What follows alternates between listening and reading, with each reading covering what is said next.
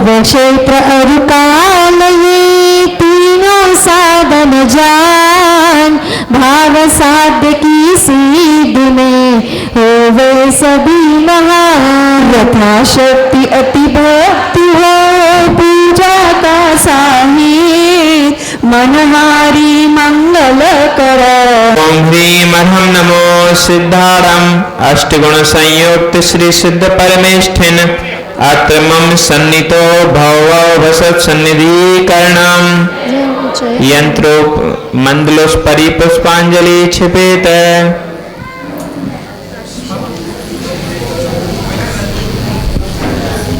मैं चंवर्ग पूजा करूं सिद्धाक्षर ओम चक्षुषयः अनाद विद्या सिद्धार्थ दक्षिण दिशा प्राप्त दिव्यार्घम निरपामति।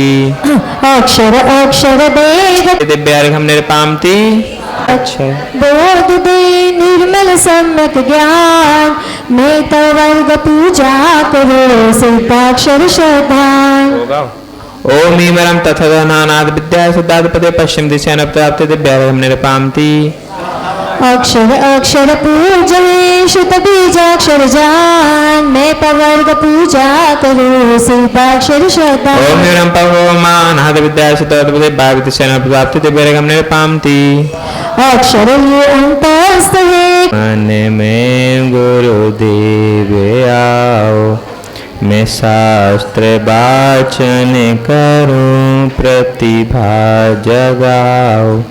अरहंत भाषित सभी श्रुत देवताओ, क्या बोलना अब मुझे तुम ही बताओ।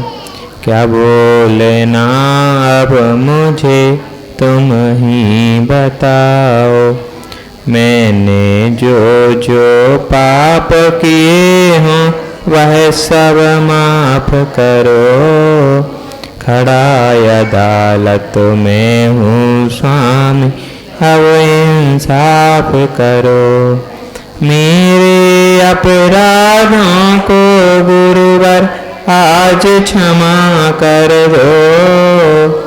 मेरा अंतिम मरण समाधि तेरे दर पर हो। अनंतानंत सिद्ध पंच परमेष्ठी भगवान की कल्याण कल्पद्रुम चिंतामणि मूल नायक श्री पार्श्वनाथ भगवान की शासनाय भगवान महावीर स्वामी की श्री सिद्ध चक्र महामंडल विधान की परम पूज्य दादा गुरुदेव श्री विराग सागर जी महाराज की चर्या श्रोमणी आचार्य भगवंत श्री विशुद्ध सागर जी महाराज की परम पूज्य संयम प्राण पिताता आचार्य भगवंत श्री विभव सागर जी महाराज की अहिंसा मई विश्व धर्म की आचार्य संघ की स्थित हैं सिद्धों की आराधना के लिए, जिन्होंने अपने आत्मक गुणों को प्रकट कर लिया है। उनके गुणों की अब हम अर्चना कर रहे हैं। आपने सुनी होगी कोटि भट्ट श्रीपाल और मैना सुंदरी ने यह विधान किया था। क्या कारण हुआ कि श्रीपाल को राजपथ से च्युत होना पड़ा, समुद्र में फेंका गया, निंदक वचन सुनने को मिले और फिर कुष्ठ रोग हो गया। प्रियात्मन, उनकी कहानी हमारे जीवन को सुधारने के लिए है। वास्तव में जो सुगुप्ताचार्य मुनि थे, उन मुनि से अपने पूर्व भाव में श्रीकांत की पर्याय में श्रीपाल ने व्रत ले लिए। व्रत लेना तो सहज है, लेकिन पालना बड़ा कठिन होता है जब संगति खराब हो। यदि संगति अच्छी हो तो व्रत पालना कठिन नहीं होता, लेकिन यदि संगति अच्छी नहीं है और व्रत ले लिए तो कुसंगति व्रतों को भंग करा देती है। आपने व्रत ले लिए और व्रत भंग कर दिए, उसका परिणाम हुआ कि पहले राज पद मिल गया। व्रत क्या देते? बोलो, व्रत राज पद देते हैं, और व्रत छोड़ दिया तो राज पद से भ्रष्ट होना पड़ा। दूसरा कारण, जल्लौस्तीधारी मुनिराज थे, उन मुनि को दुर्वचन कहे कि यह कोड़ी है। जो निर्ग्रंथों को कोड़ी कहता है, उसे स्वयं को कोड़ी बनना पड़ता है। निर्ग्रंथ श्राप नहीं देते, निर्ग्रंथ दुर्वचन नहीं कहते, लेकिन कर्मोदय की ऐसी विचित्रता आ जाती है कि यदि निर्ग्रंथों को अपशब्द कहो तो वह कुष्ठ वेदना स्वयं को भोगनी पड़ी। किनके साथ भोगनी पड़ी? जिनके साथ में कहा था। जितने भी साथी थे बतलाते हैं कि 700 समर्थकों के साथ कुष्ठ वेदना भोगनी पड़ी और राज से च्युत होना पड़ा। एक दिगंबर मुनि को क्रोध में आकर के सरोवर में फेंक दिया। क्यों फेंक दिया? यह मुनि निर्ग्रंथ श्रद्धा नहीं थी, दिगंबरत्व पर श्रद्धा नहीं था। अपने मद में आकर के मुनि को तालाब में फेंक दिया। उसका फल मिला कि स्वयं को समुद्र में गिरना पड़ा। कोई नहीं चाहता कि हम समुद्र में गिर जाएं, लेकिन क्यों गिरना पड़ा? क्योंकि पूर्व भाव में मुनि को समुद्र में, तालाब में फेंका था। तालाब का फल यह मिला कि समुद्र में गिरना पड़ा। फिर जब उन्हीं मुनि को तालाब से निकाल लिया, तब स्वयं को समुद्र से बचने का उपाय मिल गया। समझना, हम जैसे कर्म करते हैं वैसे ही उतने ही कर्मों का हमें फल नहीं भोगना पड़ता। जितने अंश में कर्म करते हैं उसका ब्याज लग करके कर्म भोगना पड़ता। फेंका तो था तालाब में और समुद्र में गिरना पड़ा। अरे किसी से ब्याज पर पैसे लो तो वह ब्याज पर पैसे मिलने पर मूल रकम में कुछ वृद्धि हो जाती है ब्याज मिलने पर। वैसे ही कर्म करोगे तो कर्मों का ब्याज नहीं मिलेगा। मुनिराज को देख करके कहा कि यह चांडाल हैं। ऐसे दुर्वचन कहने पर स्वयं राजा था और राज दरबार में स्वयं के समर्थक लोगों ने कहा कि यह भांड पुत्र है और चंडाल पुत्र है। इस प्रकार की गालियों को सुनना पड़ा। कहने का तात्पर्य इतना ही है कि हम जैसे वचन दूसरों के लिए प्रयोग करते हैं, अपने से पूज्य पुरुषों से कहते हैं, उसका फल हमें भी वैसे ही निंदा पान मिलती है। आओ, सिद्धों की आराधना कर रहे हैं तो किस कारण से कर रहे हैं, क्यों करनी चाहिए और सिद्ध भक्ति का फल क्या है? हमने विधान की रचना कर ली, अच्छे से गा बजा करके विधान कर रहे, तो पूज्यपाद महाराज लिखते हैं, सिद्धानुभूत कर्म प्रकृति समुदयान साधि तात्मान स्वभावन वंदे। क्यों वंदना की? क्योंकि जिन्होंने कर्मों के समूह को उखाड़ करके फेंक दिया है। घास होती ना, घास देखी किसी ने घास? बोलो तो। घास गर्मियों में सूख जाती है, सूख जाती ना, और जैसे ही बारिश में पहला पानी मिलता है पुनः अंकुरित। यदि उस घास को जड़ से उखाड़ दिया जाए तो फिर वह घास उग नहीं पाएगी। वैसे ही हम भाव भाव से कर्म करते आ रहे और कर्मों को रख लिया, जब निमित्त नहीं मिला तब वह कर्म सुप्त अवस्था में पड़े रहे। लेकिन जैसे ही उपादान के जागृत होने पर निमित्त मिल गए तो वे कर्म उदय में आकर के हमें दुख देने लगते हैं। सिद्धों को उनके कर्मों ने दुख नहीं दिया। क्यों नहीं दिया? क्योंकि नुतधूत कर्म प्रकृतिन, कर्मों को उखाड़ कर फेंक दिया।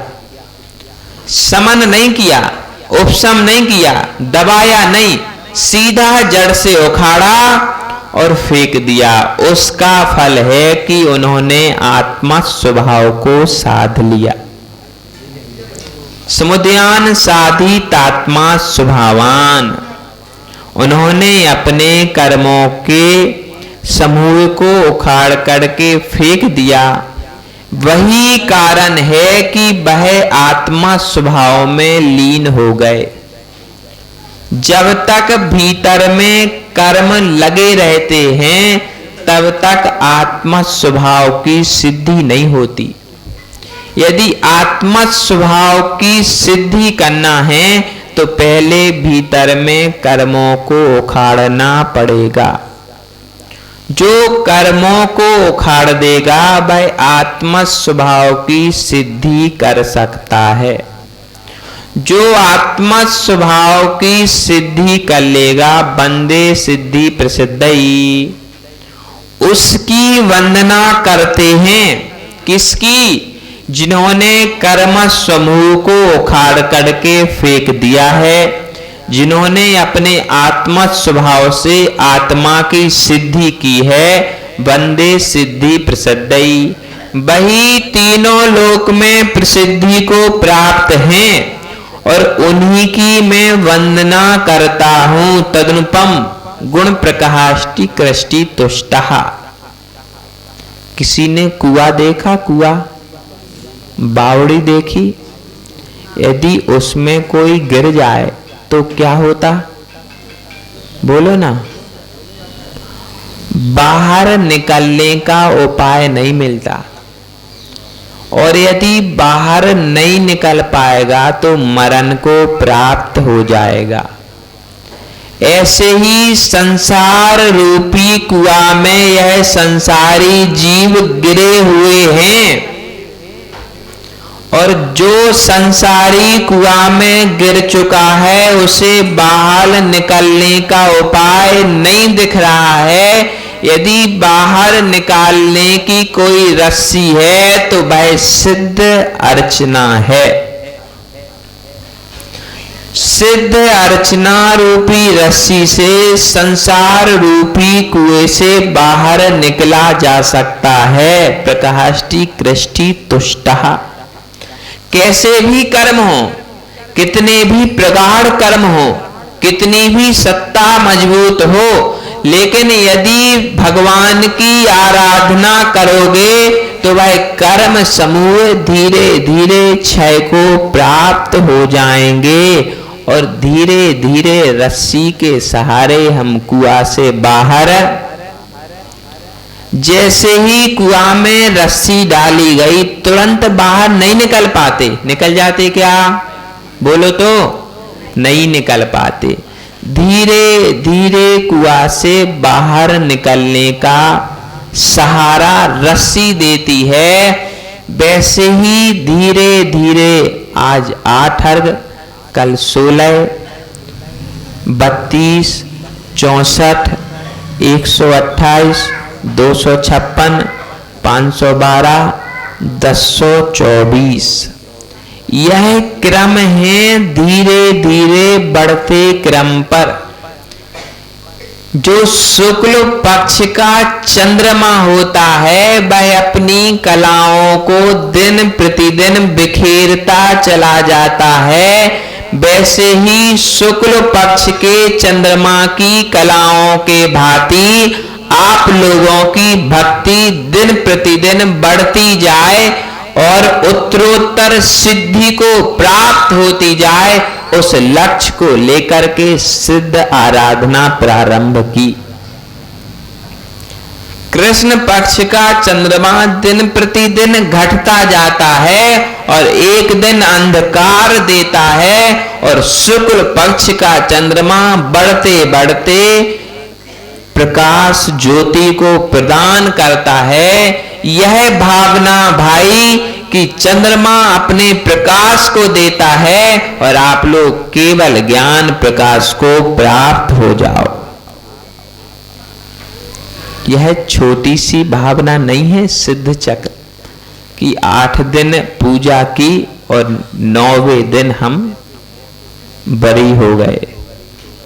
यह दूर हटने का क्रम नहीं है, यह दिन प्रतिदिन आराधना को बढ़ाने का क्रम है। जैसे हम रस्सी को पकड़ते हुए धीरे धीरे कुएं से बाहर निकलते हैं और जब ऊपर का प्रकाश दिखने लगता है तब हाथों में और अधिक दम आ जाती है कि जल्दी जल्दी और ऊपर चढ़ जाएं। हम जैसे ही बाहर निकलते हैं तो आनंद की हिलोरें मन में खेलने लगती हैं। वैसे ही जिस दिन केवल ज्ञान प्राप्त होगा आनंद की हिलोरें खेलने लगेंगी। वास्तव में आज जो थोड़ा सा आनंद है वह आनंद दिन प्रतिदिन बढ़ता जाएगा। आज 8 अर्घों से पूजा की, कल दूने फिर दूने अर्घ होते जाएंगे, उसमें कमी नहीं आएगी। अब है भावों की महिमा कि आपके भाव दूने दूने हो रहे कि नहीं। ऊने तो नहीं हो रहे, ऊने समझते ना, ऊने यानी कम, दूने यानी डबल। यदि भाव ऊने होंगे तो आनंद जी आनंद नहीं आएगा, और भाव दूने दूने हो जाएंगे तो सिद्ध भक्ति में भी आनंद आएगा और सिद्ध बनने के बाद सिद्धालय में भी आनंद। सिद्धि स्वात्मोपलब्धि, सिद्धि कैसी प्राप्त हुई है, किसने दी है? कहीं से खरीद के लाए, कहीं से मांग कर लाए, या कहीं किसी ने दान में दे दी? तो आचार्य पूज्यपाद स्वामी लिखते हैं सिद्धि स्वात्मोपलब्धि, अपनी आत्मा की साधना से सिद्धि प्राप्त हुई है। कौन सी सिद्धि? सोने बनाने की, या रोटी बनाने की, या भोजन बनाने की? बोलो तो कौन सी सिद्धि प्राप्त हुई है? इन सभी माताओं को 25-50 वर्ष के भोजन बनाने में किसी ना किसी पकवान की सिद्धि तो हुई होगी। बोलो तो किसको कौन सी सिद्धि है कि नहीं? सिद्धि हुई कि नहीं इतना तो बतला दो। हुई तो होगी, नहीं हुई सिद्धि? किसी को सिद्धि नहीं हुई? बोलो तो हुई तो होगी। जितने अभी पुरुष वर्ग बैठा है उनको व्यापार में सिद्धि हुई होगी। पहले दिन जिस व्यापार का प्रारंभ किया होगा उस दिन व्यापार उतना नहीं चला होगा। आज 20 और 25 और 30 वर्ष तक व्यापार करने के बाद इतनी सिद्धि हो जाती है कि घर बैठे बैठे भी व्यापार चलता रहता है। बोलो सत्य है ना? बोलो, ये लोग तो आज बोल ही नहीं रहे, आप बोल दो सत्य है? सत्य है। वैसे ही जिन्होंने जीवन भर आत्मा की उपलब्धि की है उन्हें सिद्धि हुई मुक्तिपुरी की। जब संसारी जीवों को व्यापार की सिद्धि हो सकती है तो जो आत्मा की सिद्धि करने के लिए तैयार हुए हैं उन्हें आत्मा की सिद्धि नहीं होगी क्या? जिन्होंने लक्ष्य बना लिया है कि मुझे सिर्फ आत्मा की सिद्धि ही प्राप्त करनी है, उन सिद्ध आत्मा को सिद्धि की सिद्धि हो जाती है। संसारी सिद्धि की नहीं, मोक्षपुरी की सिद्धि की। यहाँ बच्चे साधना करते हैं, बिटियां उपवास करती हैं कि वर अच्छा मिले। करती ना उपवास? आप लोगों ने भी किए होंगे। अच्छे वर मिले कि नहीं? बोलो तो। अच्छे मिले? आप लोगों को अच्छी मिली कि नहीं? अब सब हंसने लगे। अरे यहाँ का उपवास यदि अच्छे वर को दिलाने की सामर्थ्य रखता है तो प्रभु के उपवास प्रभु को मुक्ति की सिद्धि दिलाने का भी सामर्थ्य रखती है। जो अकाम निर्जरा करता है वह भी स्वर्गों में सुख भोगता है, पर यह तो सम्यक तप आराधना है। और जो सम्यक तप आराधना की आराधना करेगा वह नियम से सिद्धि को पाएगा। प्रगुण गुण छादी दोषाप हारात। वह सिद्धि कैसे मिलती है? जिस सिद्धि की हमने वंदना की है वह सिद्धि कैसे मिलती है? तो जो गुण हैं और प्रगुण हैं, गुण में विशेषण लगाया प्रगुण, जो विशेष गुण हैं उनका नाश करने पर। अब प्रश्न उठ जाएगा कि महाराज यह कैसे गुण हैं जिनका नाश करना पड़ेगा? तो जो आपको व्यापार की सिद्धि हुई है ना, और जो आपको पाकशाला की सिद्धि हुई है, उन गुणों को छोड़ने पर। ऐसा नहीं सोचना कि व्यापार की सिद्धि हो गई तो अब वह सिद्धि भी हो जाएगी। यदि हमें भोजन बनाने की सिद्धि हो गई तो वह सिद्धि भी हो जाएगी। भोजन और व्यापार की सिद्धि सहज है, लेकिन आत्मा को सिद्ध अवस्था प्रदान करने वाली सिद्धि सहज नहीं है इन गुणों का नाश करने पर। कौन से गुण? संसार में फंसाने वाले गुण। आप लोगों में सारी विद्याएं हैं, मात्र एक आत्म विद्या को छोड़ करके। विद्यापति हो कि नहीं? अच्छे वस्त्र, अच्छी संतान, अच्छा परिवार, अच्छा व्यापार, अच्छा भोजन, सब आप अपने रूप ढालते चले जाते हो। इसका मतलब है कि आप भी विद्यापति हो, आपके भीतर विद्याएं हैं। यदि रोते हुए परिवार को खुश करना है तो किसी की आवश्यकता नहीं, घर की गृह लक्ष्मी को खड़ा कर दो। सत्य है ना? यदि घर में लड़ाई हो रही है तो गृह लक्ष्मी को खड़ा कर दो। वह चाहे तो लड़ाई रोक सकती है, वह चाहे तो सिर भी फोड़ सकती है। सारी क्षमताएं हैं। जो क्षमताएं विद्याधरों के पास भी नहीं होती, वह क्षमताएं आपके पास हैं। आप भी विद्याधर हो।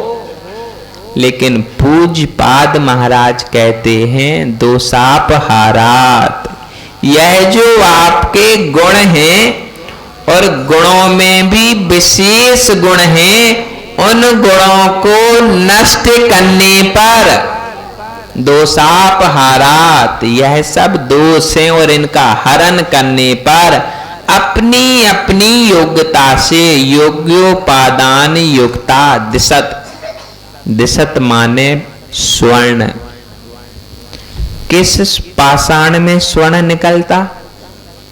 बोलो, किस पाषाण में स्वर्ण निकलता? स्वर्ण पाषाण में ही स्वर्ण निकलता ना? कनक पाषाण में ही स्वर्ण निकलता, स्वर्ण पाषाण में ही स्वर्ण निकलता। जैसे जैसे स्वर्ण पाषाण को 16 तापों पर तपाया जाता है तो पाषाण अलग हो जाता है और सोना अलग हो जाता है, वैसे ही 12 तप और 4 आराधनाओं से यह जीव तपेगा तो शरीर अलग हो जाएगा, कर्म अलग हो जाएंगे और सोने की तरह दमकने वाली आत्मा ऊपर आ जाएगी। मलाई होती ना, मलाई जानते? मलाई को अग्नि पर चुराने पर, तपाने पर घी ऊपर आ जाता ना, फिर कुछ भी नहीं करना पड़ता। जैसे ही पूर्ण रूप से तप जाती है मलाई तो घी ऊपर आ जाता है, आप उसका उपयोग कर सकते हैं। वैसे ही कर्मों की कालिमा अलग होने पर यह आत्मा ऊपर आ जाती है, फिर कोई भी काम नहीं करना पड़ता। यदि समोसरण लगता है तो 500 धनुष ऊपर पहुंच जाते हैं और सिद्ध बनते हैं तो सीधे सिद्धालय में पहुंच जाते हैं। थोड़ा सा ही तो काम है, 10 मिनट में मलाई तैयार हो जाती, घी रूप में हो जाती ना, बोलो तो हाँ। बस एक अंतर मुहूर्त लगेगा और आप सिद्ध बन जाओगे। कितना समय लगता, बोलो ना, अंतर मुहूर्त ही लगता ना, हम गलत तो नहीं कह रहे। अब हमें चाहिए कि उस अंतर मुहूर्त की खोज करें कि वह कौन सा अंतर मुहूर्त है। जैसे स्वाति नक्षत्र में जो पानी गिरता है तो केले में जाता है तो कपूर बन जाता, सर्प के मुख में जाता है तो विष बन जाता है, सीप के भीतर जाता है तो मोती बन जाता है। उसी प्रकार हमें कौन सा अंतर मूर्त चाहिए जिसमें हम सिद्ध परमात्मा बन जाएं। अंतर मूर्त की खोज करना पड़ेगी। आज तो वैज्ञानिक युग है, प्रत्येक वस्तु की खोज चल रही है, बिना खोज के किसी वस्तु की सिद्धि नहीं होती। तो पूज्य पाद महाराज कहते हैं यथा हेम भावोपलब्धि, उन भावों की विशुद्धि बढ़ाओ जिन भावों से अंतर मूर्त में केवल ज्ञान प्रकट होता है। अंतर मुहूर्त की खोज करोगे तो अंतर मुहूर्त नहीं मिलेंगे। समय ढूंढते रहोगे तो 24 घंटे में कोई भी घंटा नहीं है जो सिद्धि दे सके। मात्र भावों की विशुद्धि यदि हो गई तो फिर घड़ी नहीं देखनी पड़ेगी, सब आपकी पूजन के लिए घड़ी देखेंगे। केवल ज्ञान प्रकट तो होने दो। जैसे ही केवल ज्ञान प्रकट हुआ तो पूजा प्रारंभ हो जाती है। मलाई पूर्ण तपने के बाद घी दे देती है, वैसे ही आत्मा तपने के बाद परमात्मा स्वयं बन जाती है। फिर किसी की सहायता की आवश्यकता नहीं पड़ती कि कोई मलाई में से घी निकाल दे, वह तो स्वयं ही निकल आता है। वैसे ही फिर किसी विधान और सिद्ध आराधना की आवश्यकता नहीं पड़ती कि हमें कोई सिद्धालय भेज दे, हम स्वयं ही सिद्धालय पहुंच जाएंगे। आज आप लोग विलंब से आए थे इसीलिए विलंब हो गया। कल से प्रयास करना कि जल्दी जल्दी से पूजा प्रारंभ हो जाए। तो जैसा अपना लक्ष्य है 10 बजे तक अपनी सारी काम 6 सबको कल से 6 बजे आना है। 6 बजे आओगे तो अपन 10 बजे तक फुर्सत हो जाएंगे। फिर भक्ति में और आनंद में अच्छा मन लगेगा, क्योंकि उपास वालों की उपास तो दूसरे दिन पारना भी रहेगी। यदि पेट में सामग्री ना हो तो प्रभु भक्ति में मन सत्य ना। समय हो गया। इसी भावना के साथ